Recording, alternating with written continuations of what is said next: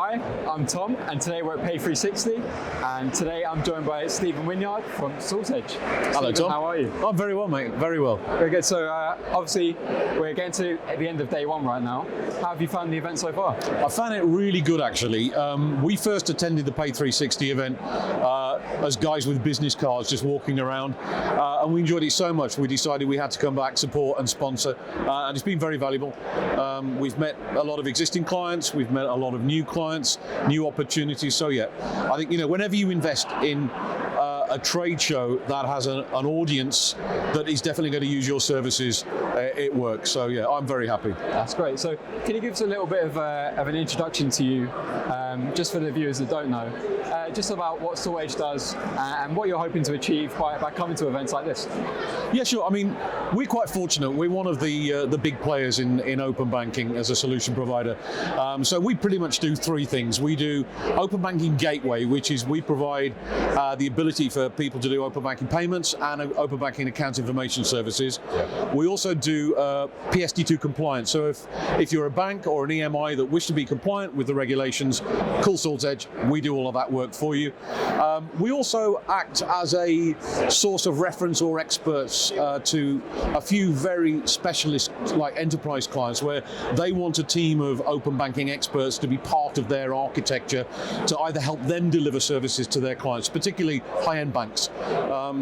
So yeah, it's we've been doing it a decade.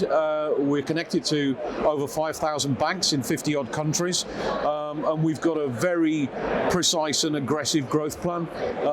We're looking to engage more heavily in the Canadian market now they're launching their regulations, as we are in America, as we are in UAE, and other European markets that are looking to become compliant. So yeah, we're on a lovely trajectory. Really enjoy it.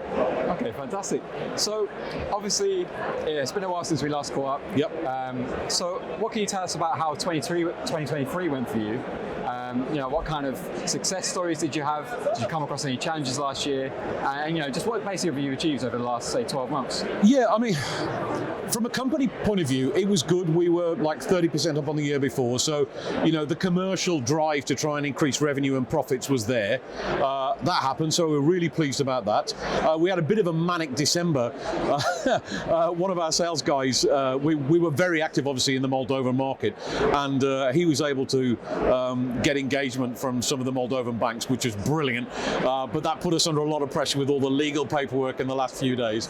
So December ended up being like a crescendo and adding some great revenue numbers onto the business. Apart from that, it was good. We come across, I think the challenges we face are more the problems we get with banks and inconsistencies in their performance, which we're always pushing the banks to be better. But apart from that, we've seen a nice steady growth in usage from our clients. The clients that are adopting open banking are finding more uses for PIS and AIS as services. And we've got a greater engagement from more big brands and big names. So yeah, 2024 is already better than 2023, and we're really excited about the future. It's only going in one direction, which we're happy to keep seeing that. So okay, great. And with that in mind, what is the if you had to pick sort of one area, what is the key priority for you going into 2024? It's mixed. I mean, we're going to continue to do what we do from a sales and marketing perspective, which is educating the market. We're also doing our best to share thought leadership. So with a lot of companies come to us and say, "Oh, can you help us explore how open banking can make a difference to our business?" And literally, if you take open banking, there could be, I don't know, say 50 different features, but it's all about what is specific to you as a customer. Are you trying to satisfy something with an end client? Are you trying to provide a different payment method? Are you providing a better service for whatever it is you do? And how can open banking help you in that journey?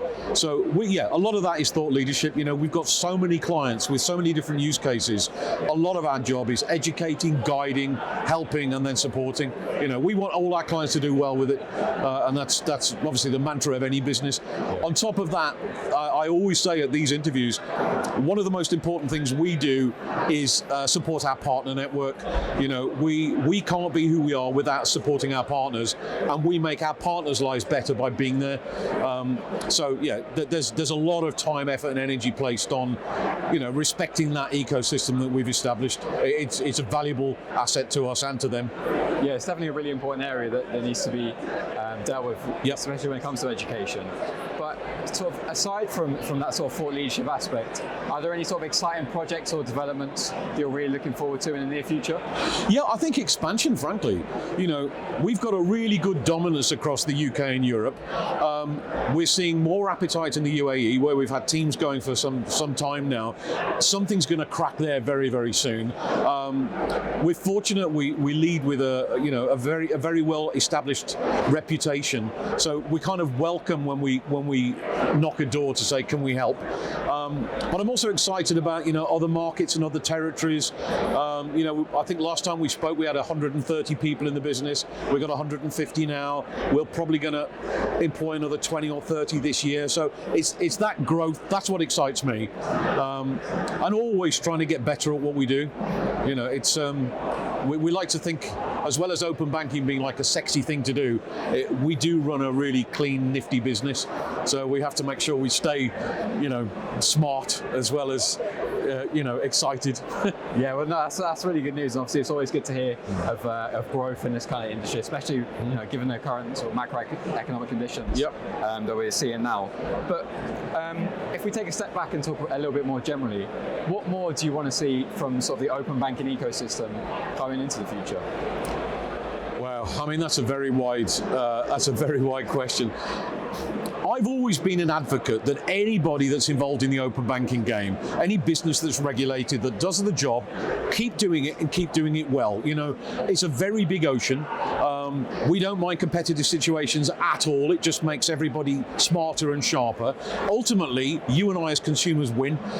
If some business adopts open banking and they can provide a service or a solution to us, that's going to make our life better. Everybody's won. So I'm a fanatic on continually educating as many as possible.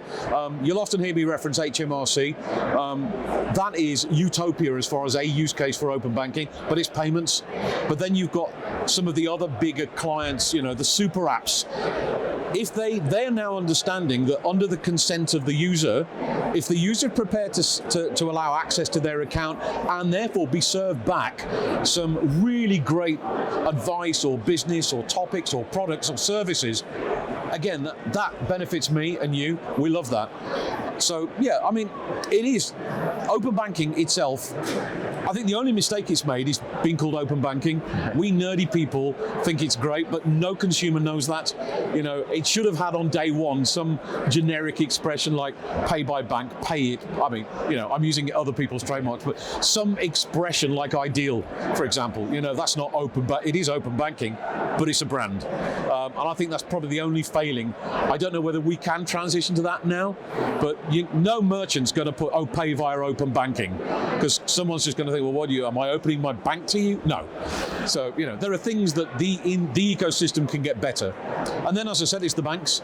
You know, VRPs, we've got a huge opportunity with those, but we need not just the CMA9, other major banks to look to adopt this, because I think the future for VRPs is significant, but we need people to be quicker with it, because we can sell them.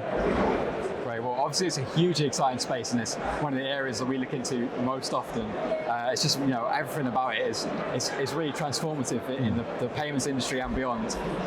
But with that in mind, thank you so much for joining us today. Pleasure. It's an absolute pleasure to have you, and enjoy the rest of the event. Yeah, thank you. Thank you, Tom. Always nice to be here with you guys. Thank you.